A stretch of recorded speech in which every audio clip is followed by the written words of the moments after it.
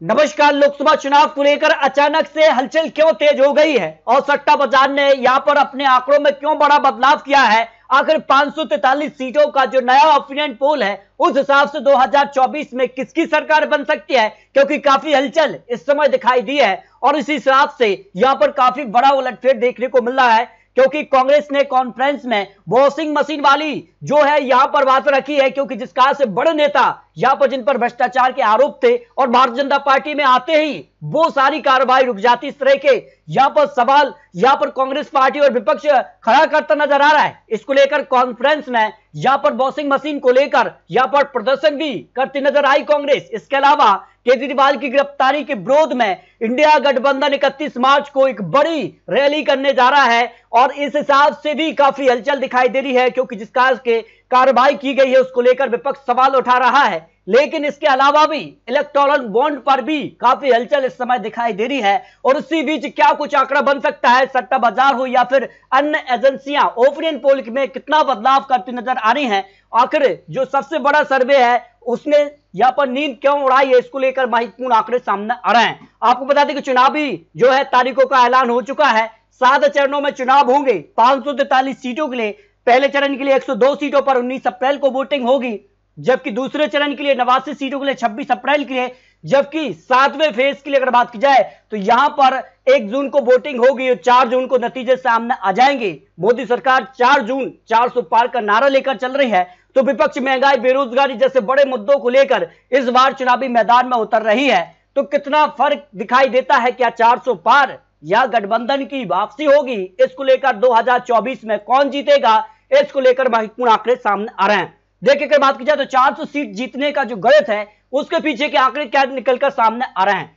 जब भी पार्टी को यहां पर जो 50% वोट शेयर है तब मिलता है, तब जाकर वो आंकड़ा मिल सकता है। तो क्या आंकड़ा बन सकता है? देखिए, 1984 में कांग्रेस ने 414 सीटें हासिल की थी, तब कांग्रेस को यहां पर 50% वोट शेयर 293 सीटों पर मिला था, जबकि 1980 में कांग्रेस की 353 सीटें, तो 205 सीटों पर 50% से ज्यादा वोट शेयर था। और अगर बात की जाए 1971 में कांग्रेस ने 352 सीटें, 262 सीटें ऐसी थी जिन पर 50% से ज्यादा वोट शेयर मिला था, जबकि भारतीय जनता पार्टी की बात की जाए तो यहां पर 2019 में यहां पर बीजेपी को 303 सीटें मिली थी, 224 सीटों पर 50% वोट शेयर था।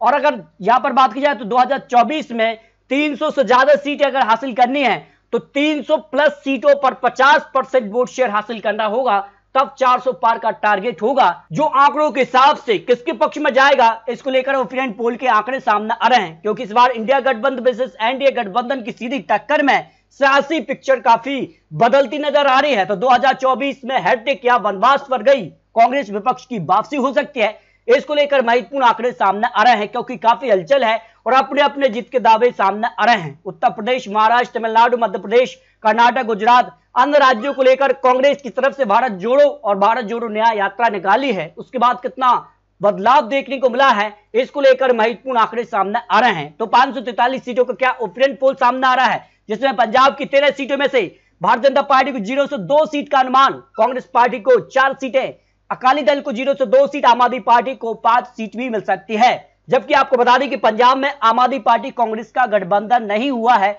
अगर गठबंधन हो जाता है तो फिर आंकड़ों में इजाफा होगा। एक तरफा जीत फिर इंडिया गठबंधन की पंजाब में देखने को मिल सकती है। वही पश्चिम बंगाल की 42 लोकसभा सीटों पर भी गठबंधन नहीं हुआ है, जिसका फायदा यहां पर टीएमसी को करीब 25 सीट यानी 20 से 25 सीट, भारतीय जनता पार्टी भी करीब 15 से 22 सीट तक आंकड़ा पहुंच सकता है और सीधे तौर पर भारतीय जनता पार्टी टीएमसी में ही एक यहां पर कड़ी टक्कर यहां पर देखने को मिलेगी। सीपीआई कांग्रेस के पक्ष में 0-0 सीट की संभावना हो सकती है। कुछ सीटों पर कांग्रेस का वोट शेयर बढ़ सकता है, जिनमें अगर बात की जाए तो अधीर रंजन चौधरी वाली सीट है जहां त्रिकोणीय टक्कर होगी, यहां पर टीएमसी की तरफ से यहां पर बात की जाए शिव पठान, और यहां पर बात की जाए तो काफी हलचल यहां देखने को मिल सकती है। जम्मू और कश्मीर की 6 लोकसभा सीटों के लिए भारतीय जनता पार्टी को 3 सीटें, पीडीपी को 1 सीट, नेशनल कॉन्फ्रेंस और कांग्रेस के पक्ष में 1 सीट, यानी इंडिया गठबंधन के तौर पर चुनाव लड़ रहे हैं, तो कांटे की टक्कर यहां पर भी देखने को मिल रही है। 3-3 की सीटों पर यहां पर जो है कड़ा मुकाबला देखने को मिल सकता है। वही बिहार की 40 लोकसभा सीटों पर भी काफी हलचल देखने को मिली है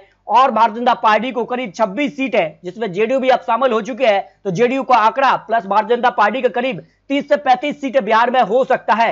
लेकिन आरजेडी, कांग्रेस भी करीब यहां पर 8 से 10 सीटों पर भारी नजर आ रही है, जो आंकड़े दिखाई दे रहे हैं, क्योंकि बिहार में गठबंधन काफी हलचल रही है। एनडीए की बात की जाए या फिर इंडिया गठबंधन की, दोनों ही गठबंधनों में सीट शेयरिंग को लेकर हलचल काफी बड़ी है और उसी हिसाब से यहां पर काफी हलचल देखने को मिल सकती है। तेलंगाना की 17 लोकसभा सीट में से भारतीय जनता पार्टी को 5 लोकसभा सीट तक, जबकि 13 को सबसे ज्यादा नुकसान तेलंगाना में देखने को मिल सकता है। एआईएम पार्टी को भी 0 से 2 सीट, जबकि कांग्रेस पार्टी को करीब 7 से 10 सीट तक तेलंगाना में मिलने की संभावना दिखाई दे रही है। नहीं, तेलंगाना में कांग्रेस को जबरदस्त फायदा मिल सकता है। इससे पहले विधानसभा चुनाव में भी फायदा मिला था। उत्तराखंड की 5 लोकसभा सीटों पर में से 5 सीटों पर भारतीय जनता पार्टी कमल खिला सकती है। 1 या 2 सीट पर कांग्रेस कड़ी टक्कर यहां देने की संभावना दिखाई दे रही है। जबकि हरियाणा की 10 लोकसभा सीट में से 6 सीटों पर भारतीय जनता पार्टी, जबकि कांग्रेस का 4 सीटों पर पलड़ा भारी नजर आ रहा है, जो अनुमान ओपिनियन पोल के हिसाब से लगाया जा रहा है। जबकि केरल की 20 लोकसभा सीट की बात की जाए तो भारतीय जनता पार्टी 1 सीट पर खाता खोलती नजर आ सकती है, जबकि कांग्रेस पार्टी प्लस एलडीएफ को करीब यहां पर 19 से 20 सीट तक संभावना दिखाई दे रही। जो इंडिया गठबंधन है सीधे तौर पर यहां पर केरल में भारी नजर आ रहा है। जबकि मेघालय की 2 लोकसभा सीट में से दोनों सीटों पर भारतीय जनता पार्टी का पलड़ा भारी हो सकता है, जो अनुमान सामने आ रहा है। दिल्ली की 7 लोकसभा सीट की बात की जाए तो 6 सीट पर भारतीय जनता पार्टी तो 1 सीट पर आम आदमी पार्टी कड़ी टक्कर दे सकती है, जो अनुमान ओपिनियन पोल के हिसाब से लगाया जा रहा है। अरुणाचल प्रदेश की 2 लोकसभा सीटों में से दोनों सीटों पर भारतीय जनता पार्टी का पलड़ा भारी है। छत्तीसगढ़ की 11 लोकसभा सीटों में से 8 से 10 सीटों पर भारतीय जनता पार्टी कमल खिला सकती है, जबकि 1 से 2 सीटों पर कांग्रेस कड़ी टक्कर छत्तीसगढ़ में देने की संभावना यहां दिखाई दे रही है, जो अनुमान ओपिनियन पोल के हिसाब से लगाया जा रहा है। जबकि गुजरात की 26 सीटों पर भारतीय जनता पार्टी कमल खिला सकती है। कुछ सीटों पर आम आदमी पार्टी कांग्रेस यहां पर सीधे तौर पर कड़ी टक्कर वोट शेयर के मामले में यहां पर बढ़ सकती है, जो अनुमान सामने आ रहे हैं। मिजोरम की 1 लोकसभा सीट पर भी भारतीय जनता पार्टी कमल खिला सकती है। राजस्थान की 25 सीटों में से 23 से 25 सीट तक भारतीय जनता पार्टी का आंकड़ा पहुंच सकता है। 102 सीटों पर यहां पर कांग्रेस या फिर अन्य यहां पर कड़ी टक्कर दे सकते हैं, जो अनुमान ओपिनियन पोल के हिसाब से लगाया जा रहा है। जबकि महाराष्ट्र में भी काफी हलचल दिखाई दी है। एनडीए हो फिर इंडिया गठबंधन, दोनों ही गठबंधनों में सीट शेयरिंग को लेकर हलचल काफी रही है। फिलहाल अगर बात की जाए तो भारतीय जनता पार्टी गठबंधन को करीब 30 सीटें, जबकि कांग्रेस एनसीपी और उद्धव गुट शिवसेना को करीब यहां पर बात की जाए तो यहां पर 12 से 15 सीट तक का अनुमान हो सकता है, जो अनुमान महाराष्ट्र को लेकर सामने आ रहा है। यानी सीधे तौर पर 2019 के मुकाबले भारतीय जनता पार्टी को यहां पर कुछ सीटों का नुकसान दिखाई दे रहा है, जो अनुमान ओपिनियन पोल के हिसाब से आ रहा है। हिमाचल प्रदेश की 4 में से 3 सीटों पर भारतीय जनता पार्टी कमल खिला सकती है, जबकि कांग्रेस पार्टी 1 सीट पर कड़ी टक्कर देने की संभावना दिखाई दे रही है। लक्षद्वीप की 1 सीट पर कांग्रेस का पलड़ा भारी है। सिक्किम की 1 सीट पर भारतीय जनता पार्टी का पलड़ा भारी हो सकता है। जबकि गोवा की 2 लोकसभा सीटें हैं, दोनों सीटों पर भारतीय जनता पार्टी जीत हासिल कर सकती है, लेकिन 1 सीट पर कांग्रेस कड़ी टक्कर दे सकती है, जो अनुमान सामने आ रहा है। जबकि त्रिपुरा की दोनों सीटों पर भारतीय जनता पार्टी एकतरफा जीत हासिल कर सकती है। असम की 14 लोकसभा सीटों में से 12 सीटों पर भारतीय जनता पार्टी, जबकि 1 से 2 सीटों पर कांग्रेस का पलड़ा भारी हो सकता है, जो अनुमान ओपिनियन पोल के हिसाब से लगाया जा रहा है। उड़ीसा की 21 लोकसभा सीट में से भारतीय जनता पार्टी को 8, जबकि विजय जनता दल को 10 लोकसभा सीटें, कांग्रेस को यहां पर 3 सीटों की संभावना यहां पर दिखाई दे रही है। अंडमान निकोबार की 1 सीट पर भारतीय जनता पार्टी कमल खिला सकती है। मणिपुर की 2 लोकसभा सीटों में से 1-1 seat Bharatiya Janata party plus Congress के पक्ष में जा सकती है। अनुमान है कि दोनों सीटों पर कांग्रेस प्लस का गठबंधन जो है वो भारी नजर आ रहा है, लेकिन 1 सीट भारतीय जनता पार्टी के पक्ष में भी जा सकती है। आंध्र प्रदेश की 25 लोकसभा सीटों पर भारतीय जनता पार्टी ने यहां पर नया गठबंधन किया है, जिसके दम पर भारतीय जनता पार्टी को आंध्र प्रदेश में फायदा मिल सकता है। जबकि 62 कांग्रेस पार्टी को 10 सीटें, टीडीपी को 3 और कांग्रेस पार्टी को 4 लोकसभा सीट का अनुमान दिखाई दे रहा है। भारतीय जनता पार्टी प्लस गठबंधन को करीब 10 से 15 सीट भी मिलने की संभावना यहां पर दिखाई दे रही है। तमिलनाडु के 39 में से अगर बात की जाए तो 0 से 3 सीट पर भारतीय जनता पार्टी आ सकती है। डीएमके को 15 सीट मिल सकती है, जो कि कांग्रेस गठबंधन के साथ, और कांग्रेस को भी 15 सीट। तो सीधे तौर पर तमिलनाडु में 35 सीट तक इंडिया गठबंधन पहुंच सकता है, जबकि 5 सीट पर इंडिया गठबंधन का पलड़ा भारी हो सकता है। एआईएम पार्टी जो थी भारतीय जनता पार्टी का, एआईएम डीएमके के साथ जो गठबंधन था वो फिलहाल अलग हो चुका है। तो ऐसे में भारतीय जनता पार्टी अलग ही चुनाव मैदान में होगी। उत्तर प्रदेश की 80 में से 70 सीटों पर भारतीय जनता पार्टी कमल खिला सकती है। समाजवादी पार्टी 7 सीट पर, कांग्रेस को 1 सीट की संभावना हो सकती है, लेकिन आपको बता दें कि समाजवादी पार्टी कांग्रेस का गठबंधन है, तो यहां पर 10 सीट तक गठबंधन का आंकड़ा पहुंच सकता है। बीएसपी को 0 सीट की संभावना हो सकती है और अन्य के पक्ष में 0 सीट की संभावना यहां दिखाई दे रही है। चंडीगढ़ की 1 सीट पर भारतीय जनता पार्टी प्लस आम आदमी पार्टी जो कांग्रेस गठबंधन है उसके बीच कांटे की टक्कर यहां पर देखने को मिलेगी, लेकिन पलड़ा भारतीय जनता पार्टी का भारी नजर आ रहा है।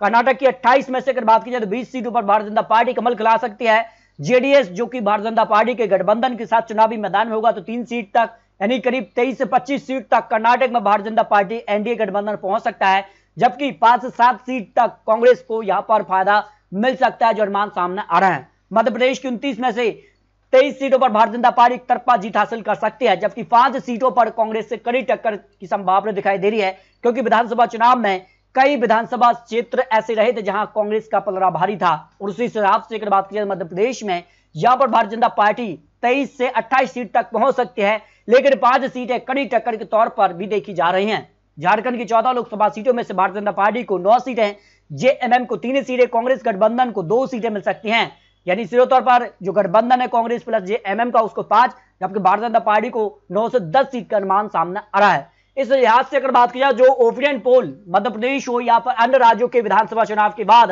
काफी हलचल रही है, लेकिन जो अचानक से आंकड़े बदल रहे हैं उस लिहाज से अगर बात की जाए तो फिर एनडीए 280 से लेकर 350 सीट के आसपास दिखाई दे रहा है। इंडिया गठबंधन 150 से लेकर 80 प्लस सीटें और अन्य के पक्ष में 40 से 80 सीट का अनुमान ओपिनियन पोल के हिसाब से लगाया जा रहा है।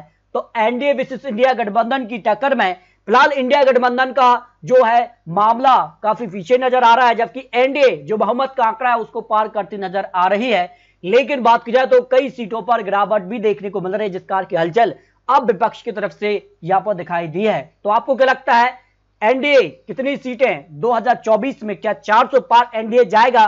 भारतीय जनता पार्टी तीसरी बार क्या सरकार बनाने के आंकड़े तक पहुंचेगी? तो कितनी सीटों के साथ इस बार सरकार बनेगी? क्या एक तरफा जीत यहां पर भारतीय जनता पार्टी को मिलेगी, या फिर इंडिया गठबंधन यहां पर टक्कर भी देगा और सरकार बनाने के आंकड़े भी हासिल करेगा? ये तो आने वाला वक्त ही बताएगा।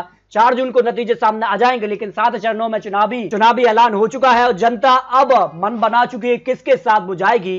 ये काफी महत्वपूर्ण उतार है। आपको क्या लगता है, आप रख सकते हैं। मिलते दोस्तों और लेटेस्ट और महत्वपूर्ण विश्लेषण के साथ, तब तक के लिए जय हिंद, जय भारत।